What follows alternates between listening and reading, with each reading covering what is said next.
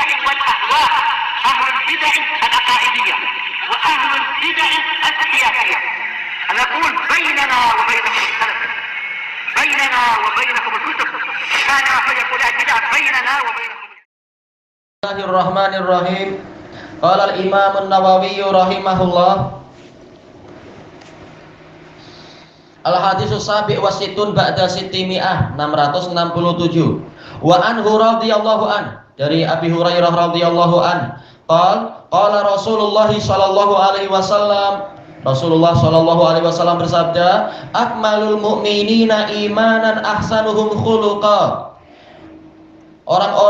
Orang beriman yang paling sempurna keimanannya adalah yang paling bagus akhlaknya. Wa khiyarukum khiyarukum linisaihim. Orang yang terbaik dari kalian, di antara kalian adalah orang yang terbaik di antara kalian kepada para istri mereka.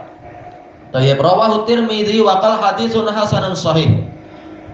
Disebutkan oleh Syekhuna Abu Amr, kesimpulannya apa? Hadisnya sahih. Tayyib. Kata beliau, kalau Syekh Albani mensahihkan di dalam Shahihus Sunan dan tidak sahihah. Kalau Syekh Muqbil menghasankan dalam Shahihul Musnad untuk hadis Abi Hurairah. Tapi apa? Ada penguat datang dari Aisyah radhiyallahu anha, diriwayatkan oleh Tirmidzi dan Ahmad, dan ini hadis hasan. Tayyib, hasan dengan hasan jadi sahih li ghairi. Juga datang dari Abi Sa'id al-Khudri radhiyallahu an, diriwayatkan oleh At-Tabrani dalam Al-Awsat, dan ini hasan. Masya Allah, sudah ada 3 hadis hasan. Berarti apa? Semakin kuat lagi. Dan datang dari Jabir radhiyallahu an, diriwayatkan oleh Al-Bazzar, dan dia sahih. Memang ini sudah berarti apa? Hadis ini itu levelnya bukan sekedar sahih saja, memang bahkan lebih tinggi dari itu. Terutama kalau apa? Hadis Jabir, dia sendirian sudah sahih, ditambah dengan hasan. Berapa hasan itu? Ada 3 hadis hasan. Baik. Dari hadis ini kita mendapatkan beberapa faedah. Yang pertama adalah bahwasanya keimanan yang paling utama adalah dilihat dari sisi akhlak, sebagaimana dijelaskan oleh Al-Imam Ibnu Abdul Barr rahimahullah ta'ala dalam At-Tamhid. Berdasarkan hadis ini, taulah kita bahwasanya karakter keimanan yang paling utama adalah akhlak. Buktinya apa? Rasulullah SAW mengatakan orang yang paling sempurna keimanannya di kalangan kaum mukminin adalah yang paling bagus akhlaknya. Ini menunjukkan akhlak yang baik ini adalah karakter iman yang terbaik. Makanya orang yang menghiasi diri dengan itu, baik dari sisi hatinya, demikian pula lidahnya dan juga anggota badannya, maka dia menjadi orang yang paling sempurna keimanannya. Dengan penjelasan seperti yang telah kita lewati. Jangan dibayangkan akhlak itu hanya yaitu apa? Suka mengelus-elus kucing atau berbuat baik kepada tetangga. Bukan hanya itu. Jelas yang paling tinggi adalah yang paling tinggi haknya, yaitu Allah Ta'ala. Berarti apa? Wajib berakhlak baik kepada Allah. Tidak layak sekedar berbuat baik kepada anak yatim, tapi dia sendiri suka berbuat syirik pada Allah. Akhlak macam apa ini? Dan juga dari hadis ini kita mendapatkan faedah bahwasanya orang mukmin itu bertingkat-tingkat. Kaum mukminin tidak hanya di satu level, sebagaimana dijelaskan oleh Al-Imam Ibnu Rajab Al-Hambali rahimahullah di dalam kitab beliau Jami'ul Ulumil yaitu apa? Jami'ul Ulum wal Hikam. Yaitu dengan hadis ini kita mendapatkan faedah bahwasanya orang-orang mukmin itu bertingkat-tingkat. Tidaklah begitu masuk Islam langsung apa? Semuanya setara seperti pendapat dari orang-orang Murji'ah. Bahkan apa? Keimanan itu bertingkat-tingkat. Semakin bagus amalannya, amalan hati, amalan lisan, amalan anggota badan, maka akan semakin sempurna keimanannya.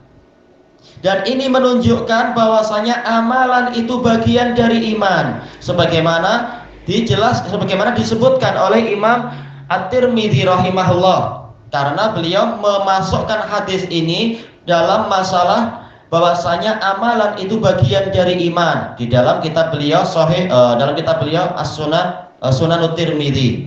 Lalu dijelaskan oleh Al-Allamah Muhammad Abdurrahman Al-Mubarakfuri rahimahullahu taala, yang mana beliau ini adalah datuk guru dari Syekhuna Hasan bin Qasim Ar-Raimi. Syekh Hasan bin Qasim beliau punya sanad dari guru beliau yaitu Ubaidullah Al-Mubarakfuri rahimahullah, Al-Allamah Syekh Ubaidullah Al-Mubarakfuri rahimahullahu taala, pengarang kitab Mir'atul Mafatih, bukan Mirqah tapi Mir'atul Mafatih. Beliau punya guru yaitu ini Muhammad Abdurrahman Al-Mubarakfuri, pengarang kitab Tuhfatul Ahwadhi. Yang beliau ini pengarang Tuhfatul Ahwadhi menjelaskan bahwasanya dari hadis ini tahulah kita bahwasanya amalan itu bagian dari iman. Makanya Imam Tirmidzi memasukkan hadis ini dalam pembahasan bahwasanya amalan bagian dari iman. Kenapa? Karena yang namanya akhlak itu berisi amalan hati, yaitu rasa malu kepada Allah, takut kepada Allah, cinta pada Allah, rindu kepada Allah, cemburu untuk Allah. Demikian pula amalan lisan, ada syahadatain, ada nasihat, ada amar ma'ruf nahi mungkar, ada hiburan, ada takziah dan seterusnya. Dan juga ada amalan anggota badan, ada sholat, puasa, zakat, haji dan seterusnya. Ini semua bagian dari akhlak. Demikian pula membantu tetangga, membantu orang tua, membantu fakir miskin, membantu anak yatim, mengasihani hewan-hewan, itu bagian dari akhlak dan itu amalan. Ternyata dengan sebab itu keimanan menjadi semakin sempurna. Maka tahulah kita bahwasanya amalan memang bagian dari iman. Dan berdasarkan hadis ini, tahulah kita, yaitu hadis ini menghasung, memberikan semangat, menggalakkan adanya usaha untuk meninggikan kualiti keimanan. Tatkala Rasulullah SAW mendatangkan hadis ini dengan pola pujian, jelas ini polanya pola pujian. Orang mukmin yang paling sempurna adalah sempurna imannya adalah yang paling bagus akhlaknya. Ini pola pujian. Berarti apa? Di sini ada dorongan agar kita memperbagus akhlak, agar iman kita semakin tinggi. Imanan di sini i'rabnya apa?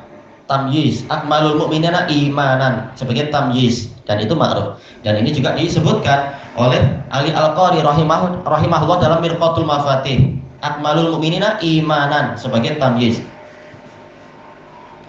Takdirnya apa berarti? Akmalu imanil mu'minina. Karena asalnya dia adalah apa itu? Mudhafun ilaih dari akmal. Akmalu imanil mu'minin. Baik. Kemudian disebutkan di sini wa khiyarukum. Sebelum itu, berarti tatkala di sini akhlak itu dipuji, tahulah kita bahwasanya sebagian akhlak itu adalah muktasabah, yaitu apa? Diusahakan.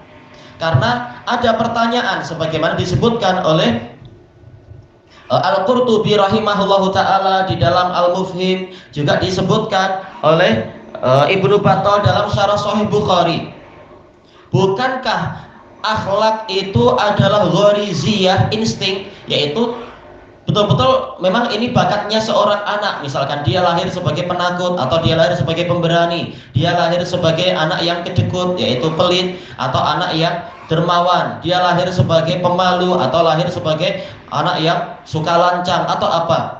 Tapi kenapa dia dipuji sementara ini pemberian Allah semata-mata? Maka dijelaskan oleh kedua ulama tadi dengan hadis ini, tahulah kita bahwasanya sebagian akhlak itu muktasabah, yaitu perlu diusahakan, perlu dilatih. Yang penakut boleh melatih diri menjadi pemberani, yang pemalu boleh melatih diri untuk menjadi tidak terlalu pemalu yang itu tentunya yang menyebabkan tak mampu apa-apa itu.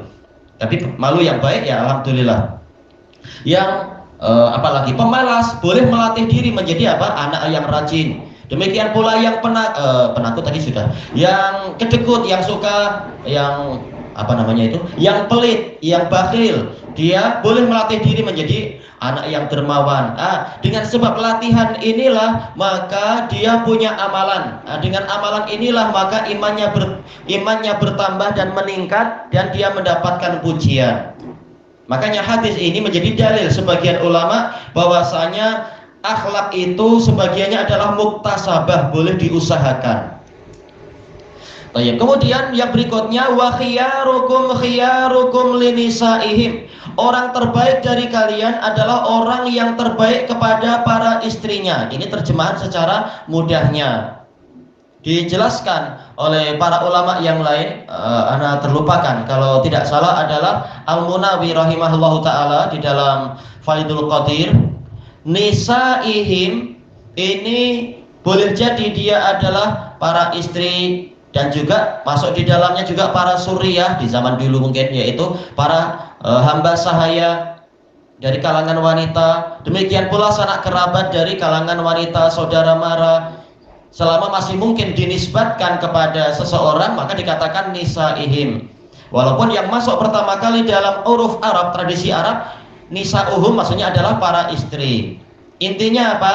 Semakin seseorang itu berbuat baik kepada mereka, kepada para wanita, maka semakin menjadi terbaiklah dia di sisi Allah Ta'ala. Kenapa dikhususkan dengan para wanita? Dijelaskan oleh para pensyarah tadi, karena para wanita itu cenderungnya adalah kaum yang lemah. Tayyib. Maka lelaki yang secara karakter asalnya adalah orang yang tulangnya kuat, badannya kuat, dilarang untuk menindas para wanita. Bahkan apa? Banyak dalil-dalil yang menunjukkan penyemangatan untuk bersikap baik, bersikap lembut, untuk menyayangi, mengasihani. Ya kalau apa itu namanya?